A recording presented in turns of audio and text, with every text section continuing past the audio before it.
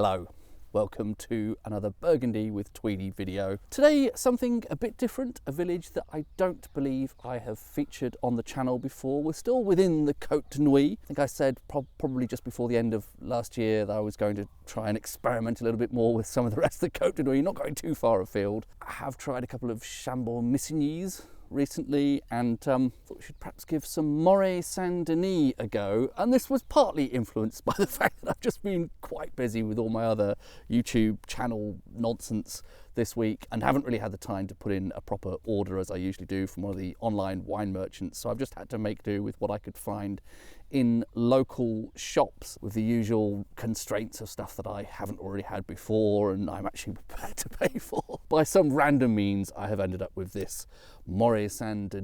It's a producer called Stéphane Magnien. There's a lot of Magniens, M-A-G-N-I-E-N, around Burgundy and in France in general making wine, aren't there? It's a 1er Cru, in fact. The vineyard is called Petites, Noix. I think that's the name of a vineyard, Petites Noix, because it has the word Cuvée, which normally means blend, doesn't it? And part of the reason this sort of leapt off the shelf or stumbled off the shelf, I don't know, is that it's a 2017 vintage, and that is a vintage I've enjoyed very much from the rest of the Cote de Nuits. Can't say I'm hugely familiar with Morey St. I have had a few wines years ago, probably now, none of them on the channel, but I have tried a couple of things from Morey St. Rather than try and half remember some wines I had 2 or 3 years ago, why don't I just open this up, drink the one that I have right in front of me. Relatively chilly day. I don't know if you need a weather update. It's not really helpful to understanding the wine, is it? But the weather had seemed to be getting slightly milder earlier this week, still in the grips of January. It's sort of mid to the latter half of January. And it did seem earlier this week like it was starting to warm up just a little bit. And it's gone back to being quite chilly again today. I'll probably edit that out.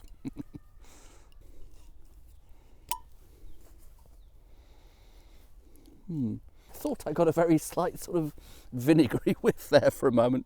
But sometimes the cork can give off a funny smell that's not actually there in the wine. Well, the lighting is reasonable-ish. It's, what is it, about 3 p.m. or something. I'd say that's sort of dark-ish, middle to darkish. First nose before giving it a particularly vigorous swirl is, I suppose, sort of blackcurranty, possibly a hint of blackberry as well. Blackcurranty, blackberry, that kind of thing. See how that develops with a bit of air. Softer now, softer fruit. Blackberries are quite soft, aren't they? Not quite sure what that means. Yeah, maybe heading more into other red berry type fruit now. Maybe the core character is more blackberry really, rather than blackcurrant there. But there is a little bit of a fruit bowl of red and blackberry fruits. Maybe a hint of something floral there as well. Quite pleasant though, quite sort of fresh, fruity, a little bit floral. It's not a bad start.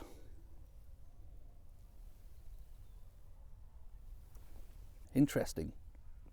So there is some very woody character running through that. I think I read this in some notes about the wine. A certain amount of whole bunch fermentation, so there's some wood influence from the stems, etc., from those bunches. Some percentage of new wood in the barrels, I forget the exact numbers, 25% maybe. Getting a really woody streak through that though.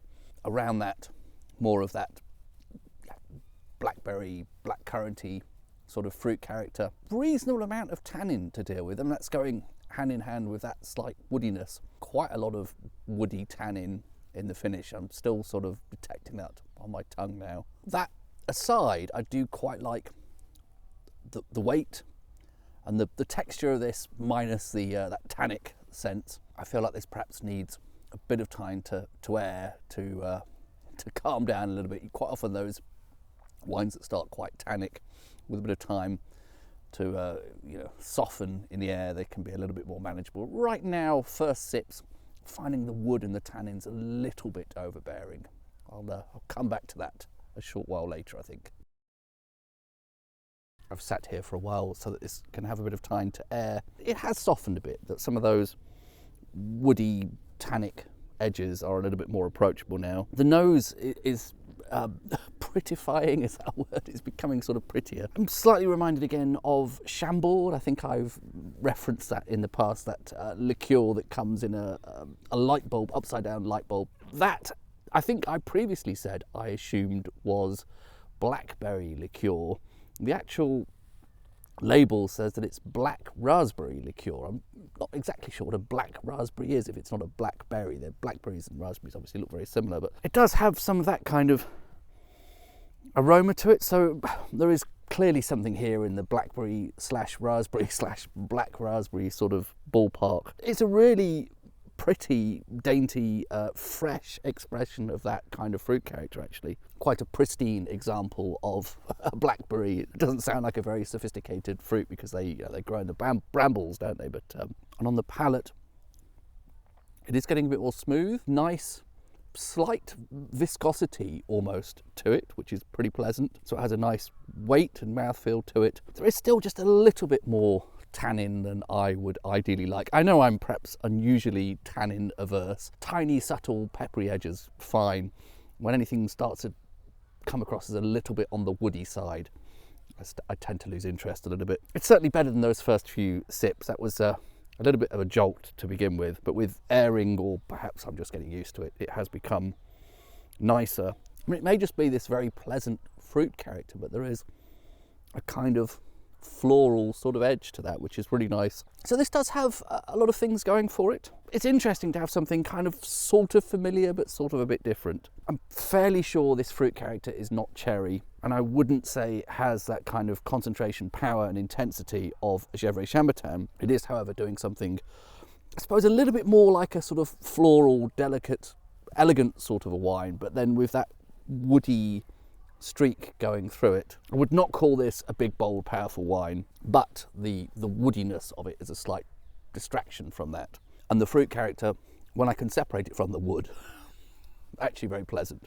I would call that a mixed success, I think. I do sort of like it, and it's interesting to have something different. I don't know if I've perhaps babbled too much and not really come to a coherent conclusion there, but I might stop talking. Hopefully that gives you a rough idea of what I think of that wine. A very uninformed opinion about Morey St, a 1er Cru from Morey St, Petites, the little nuts. Cheers.